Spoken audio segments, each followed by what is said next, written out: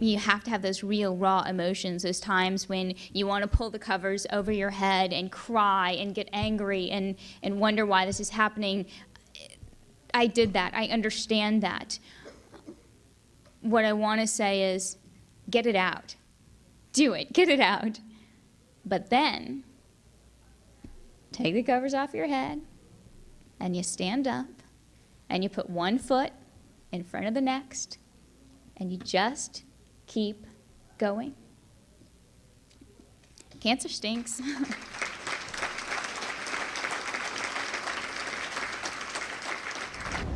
And we can laugh about it, and we joke about it often, but I don't care who you are, losing your hair is tough.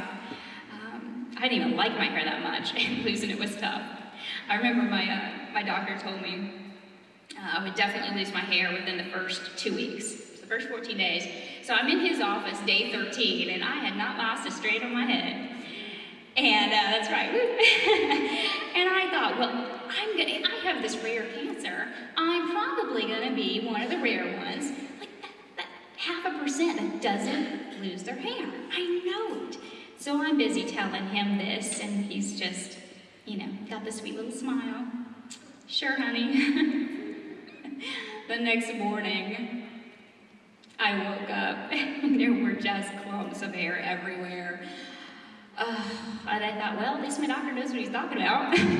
That's good, I guess.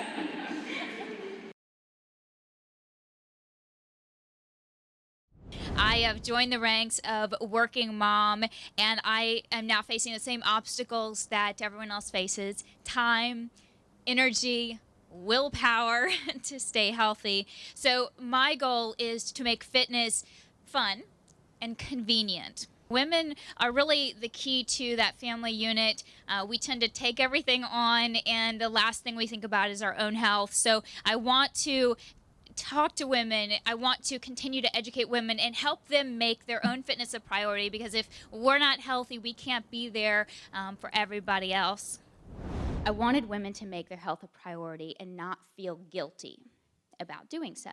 Because I think a lot of women, especially once you start having families, it's all about, you get your kids to the doctors, you nag your husband endlessly, and you set the appointment, and you drive them there if you have to. But then when it comes to you, I don't really have time to go to the doctor today. I've got work, I've got this, I've got that. We find excuses to not take care of ourselves. And I think a lot of that comes from maybe a little bit of guilt of, well, if I'm taking care of myself, I'm not taking care of someone else. And so I want to help women understand that taking care of their own health is not a selfish act. It's a very selfless act, because frankly, if we don't take care of ourselves, we can't be there for everyone else. When you're going into the Olympic Games, as a gymnast, you train a routine, 1,000 times just to get it perfect. You train for perfection, so that when you walked up there onto that podium competition day, you've been training for 15 years of your life for that 30-second routine. You want it to go without a hitch. So you walk up there and you're ready, but you've got plan B. The best athletes always have a plan B, and likely a plan C and a plan D as well. Because we all know, in sports, as in life, rarely do things go perfectly. So when you walk up there and you're grabbing onto that bar, you better be ready with plan A, certainly. But if something goes wrong, you miss a hand change, the lights blink, whatever it is, you have to be ready to immediately and seamlessly go with plan B, and that's the girl that's going to win.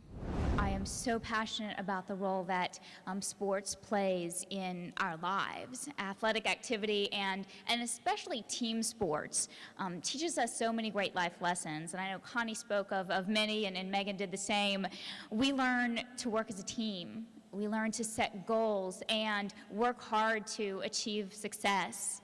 We learn humility and patience. We get that much-needed physical activity, and we also learn to fuel our bodies with the proper nutrition to keep us going day after day. Gymnastics gave me the opportunity to make friends and travel the world, and opened my eyes and mind to things that I never would have even dreamed were possible. Oh gosh, I remember walking into the Georgia Dome, 40,000 screaming fans, flash bulbs popping, the entire crowd chanting, USA! And that was for training. So you can imagine the pure insanity of competition night during the team final round. It was truly magical and obviously just an incredible moment in time.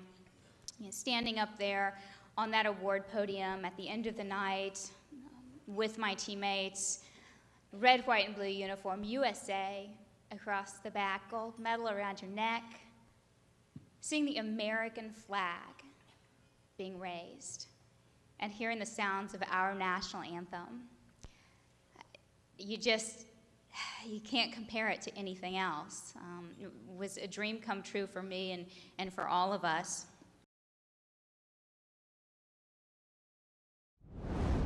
Dreams come true every minute of every day. We've all seen it for ourselves and heard those uplifting stories of people who make it happen and hit it big.